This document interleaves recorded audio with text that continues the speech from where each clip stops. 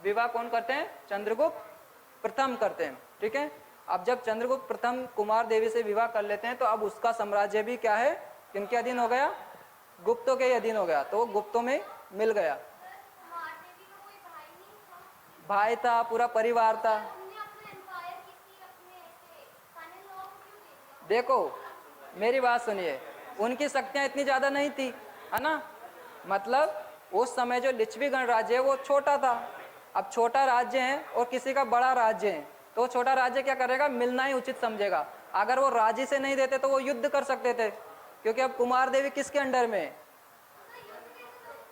अरे भाई, अगर उनकी बात नहीं मानेंगे, भाई राजा जो है, शासक जो है, अगर उसकी बात कोई नहीं मानेगा तो वो कुछ भी कर सकता है। ठीक है, तो यहाँ पर जो है कुमार देवी का जो साम्राज्य था पहले, लिच्छवी गणराज्य, तो वो भी किसके अंडर में हो गया? गुप्तों के अधीन हो गया।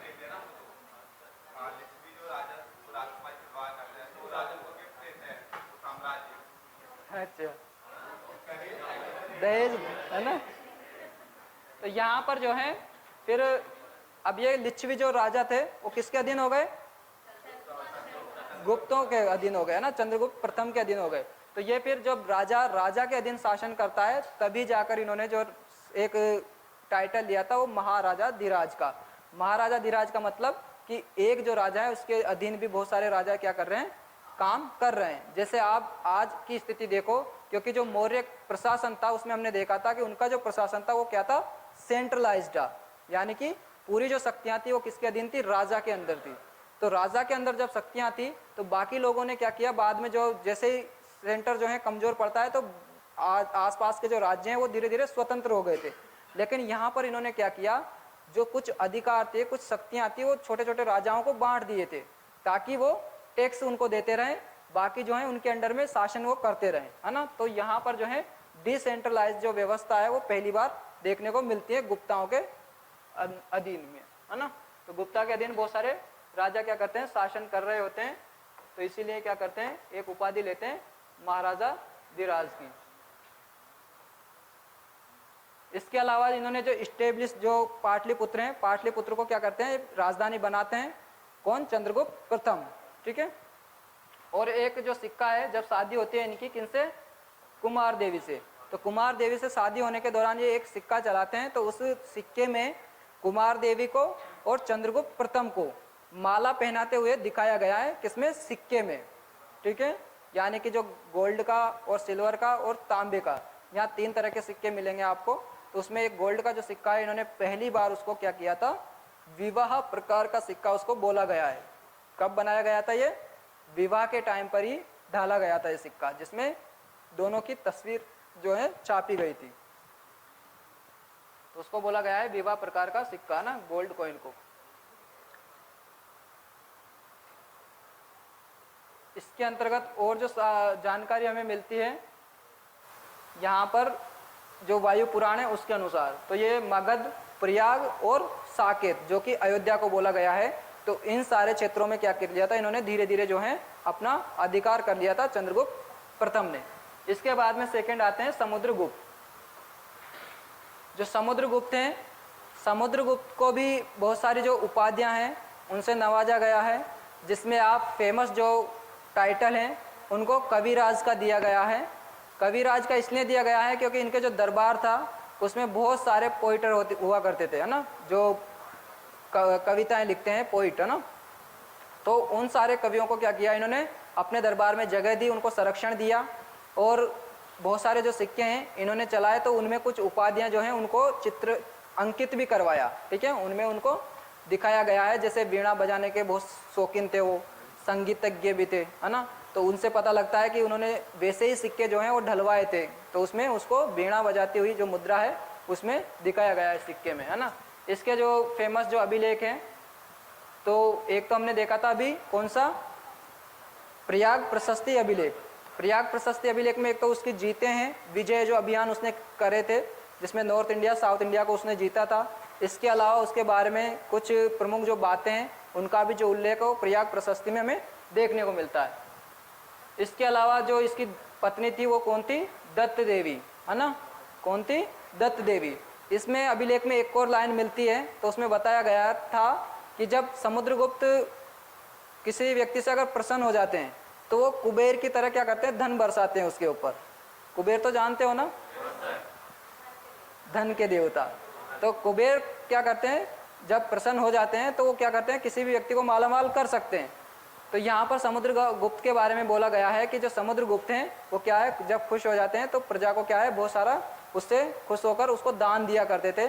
लेकिन अगर ये प्रसन्न नहीं होते थे तो एक यमराज का जो है रूप धारण ये कर लेते थे और उनको शत्रु की तरह उन पर वार करते थे। तो ये एक तो ये लाइन मिलती है। इसके अलावा जो समुद्रगुप्त है इसको एक और उपाधि दी गई है भारत का नेपोलियन की।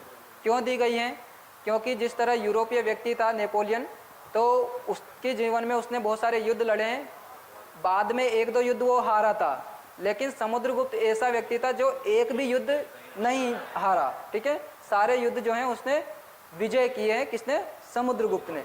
तो समुद्रगुप्त को भी क्या कहा गया है, भारत का नेपोलियन कहा गया। किसने कहा है, स्मिथ थे, विसेंट स्मिथ। ठीक है, विसेंट स्मिथ ने क्या किया, इनको उपाधि दी है, किसकी, भारत का नेपोलियन इसने कहा है ना। इसके अलावा इनको है सेकंड जो है लिच्छवी दोहित्र भी कहा गया है। लिच्छवी दोहित्र इसलिए बोला गया है क्योंकि लिच्छवी की जो रानी थी कौन सी, कुमार देवी। तो कुमार देवी के ही पुत्र थे ये कौन, समुद्रगुप्त, है ना। तो इनको लिच्छवी दोहित्र भी बोला गया है। इसके अलावा परम भागवत की भी इन्होंने उपाधि धारण की है, क्योंकि उस समय जो भागवत धर्म था वो सर्वोपरि था, सर्वोच्च स्थान पे उनको रखते थे वो। सर्व राज्योच्छेता। अब ये जो सर्व राज्योच्छेता है, इसमें यह था कि जो भी राज्य इन्होंने जीते हैं सभी, उन राज्यों में क्या किए, उन राज्यों के जो राजा थे उनकी इच्छा अनुसार, उन राजाओं की इच्छा हुई कि भाई आप जो हमारा जो राज्य है आपने जीत लिया है, अब इसी राज्य को क्या करो, हमें वापस कर दीजिए। तो इन्होंने क्या किया, कुछ राज्य जो क्षेत्र थे उनको वापस भी कर दिया था। तो उन्हीं के द्वारा क्या करी, एक उपाधि दी गई थी इनको सर्व राज्योच्छेता की, यानी कि उसके इच्छा के अनुसार जो है उन्होंने वो राज्य वापस लौटा दिए जो भी इन्होंने जीते थे। इसके अलावा चंद्र प्रकाश की जो उपाधि थी इनको मिली हुई थी धर्म प्राचीर बंद, है ना। तो यानी कि पूरे जो धर्म प्राचीर बंद है, या इन्होंने जो धर्म का प्रचार प्रसार किया है अपने क्षेत्र में पूरी तरह से किया है, पूरी धरती पर किया है, ऐसा इनको मानते हैं। तो धर्म प्राचीर बंद की इनको उपाधि थी। एक थी ये धरी बंद की, पूरी धरती पर जो है इनका अधिकार हो गया था भारत की पर, वो बताया गया है। कुछ हिस्से जो हैं छूट चुके थे, है ना, जो मैं आपको उसमें बता चुका हूँ एरिया।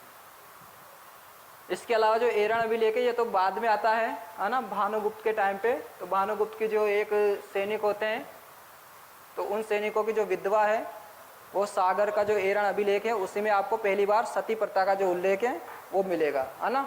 तो भानुगुप्त का एक सेनापति था गोपराज करके, उसका जो है पहली बार उसकी जो पत्नी थी वो सती हुई थी।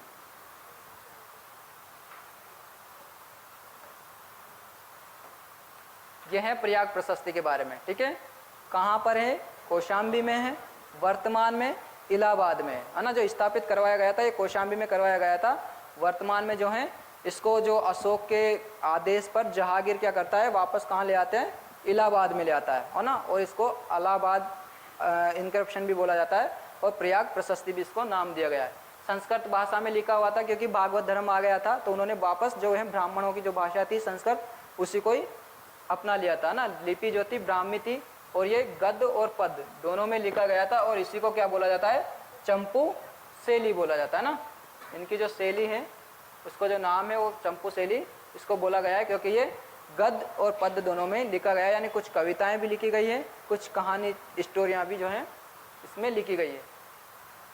इसके अलावा जो समुद्रगुप्त के जो इतिहास हैं उसका इसको दर्पण का है, यानी कि क्योंकि ये समुद्रगुप्त से संबंधित जो जानकारी है वो ज़्यादा देता है, तो इसलिए उसको क्या है, उसके समकालीन जो घटनाएं घटी हैं उनके बारे में जो जानकारियाँ हैं वो इसमें मेंशन मिलती है।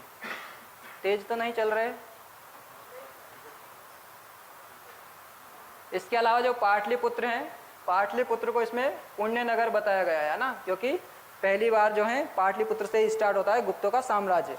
तो यहाँ पर जो है पाटलिपुत्र को क्या बताया गया है, पुण्य नगर का जो है इसको दर्जा दिया गया है। फोटो खींच लिया।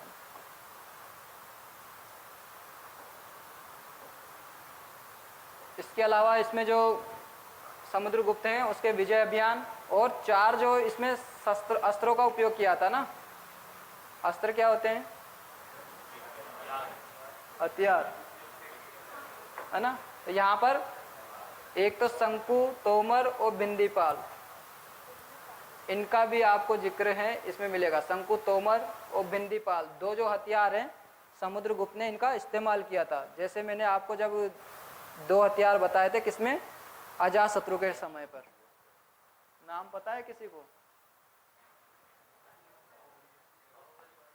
हाँ हाँ, बाहुबली वाले ही।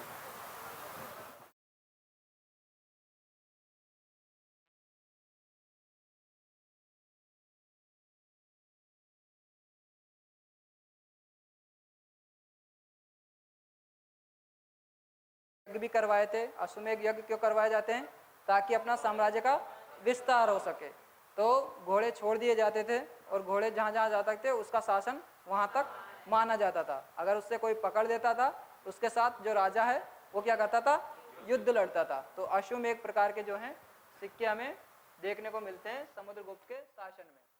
इसके अलावा जो सेकंड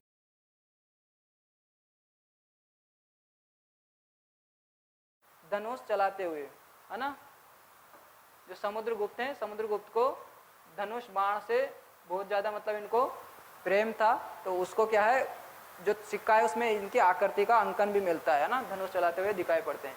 इसके अलावा वीणा प्रकार का जो सिक्का था उसमें पता लगता है कि ये क्या थे, संगीत प्रेमी थे, इसलिए इन्होंने जो है अपनी मुद्राओं में वीणा बजाते हुए फोटो खिंचवाया है। आगे हैं आखेट प्रेम का सूचक, यानी कि ये क्या थे, बहुत ही ज़्यादा व्याघ्र या हनन प्रकार के थे। मतलब जो भी शासक होते थे उन पर युद्ध वगैरह जो है ये झिझकते नहीं थे, आसानी से किया करते थे, है ना। अगर कोई भी मतलब जो है इनकी बात नहीं मानता था तो उसके विरोध क्या कर देते हैं, ये अभियान जारी कर देते हैं, विजय अभियान। इसके अलावा जो गरुड़ प्रकार का जो सिक्का है इन्होंने चलाया है, वो किससे चलवाया है कि जब ये नागवंशी थे तो इन नागवंशियों के ऊपर भी क्या करते हैं, ये विजय हासिल करते हैं, है ना। तो बाद में जाकर ये क्या करते हैं, नागवंशों से जो रिलेशन है इनके बनते हैं बाद में। जैसे नागवंश से और एक और वंश था कदम वंश। सैन्य अभियान के बारे में बता दिया था। 9 स्टेट कौन से थे, नॉर्थ इंडिया के थे, और 12 स्टेट जो थे वो साउदर्न इंडिया के थे। तो दोनों उत्तर भारत और दक्षिण भारत का जो अभियान है उसने जीत लिया था। इसके अलावा ये कुछ इनकी पॉलिसियाँ रही हैं जिनके द्वारा ये क्षेत्रों को अपने आप में मिलाया करते थे, यानी कि जो दूसरा साम्राज्य है उस साम्राज्य को क्या करते थे, ये अपने में मिला लेते थे। तो सबसे पहले जो है राजा प्रसबोहरण की नीति। राजा प्रसबोहरण की नीति क्या थी, जो मगध हैं, मगध के जो पास वाले जो क्षेत्र हैं, राज्य क्षेत्र, उन्हीं को क्या कर दिया था, इन्होंने शामिल कर लिया था। सेकंड जो है सर्वकर दान दानाज्ञाकरण। तो इसमें क्या था, जो मगध है, अब मगध की जो सीमा है उन सीमाओं के जो पास के क्षेत्र थे उनको इन्होंने मिलाया। तीसरा जो है ग्रह मोक्षानुग्रह, सॉरी इसके पहले ये था परिचारिका कृत। तो परिचारिका कृत में वो क्षेत्र थे जहाँ पर जनजातीय क्षेत्र थे, तो उनकी भी इन्होंने क्या करी, हेल्प करी, सुरक्षा करी। तो उनको भी क्या करा, अपने अधीन ही कर लिया। कुछ जनजातीय क्षेत्र थे उनको भी, है ना। इसके बाद है ग्रहण मोक्षानुग्रह। ग्रहण मोक्षानुग्रह का मतलब पहले उनको जीता, यानी कि उनको ग्रहण कर लिया। मोक्ष का मतलब मुक्त कर देना, बाद में उनको लौटा दिया, किसके द्वारा, अनुग्रह के आधार पर। यानी कि उन राजाओं ने क्या किया, इनसे अनुग्रह किया कि भाई आप हमारे क्षेत्र जो हैं वापस दे दीजिए। तो दक्षिण भारत के जो 12 राज्य हैं उनको जीतकर इनको वापस कर दिया था।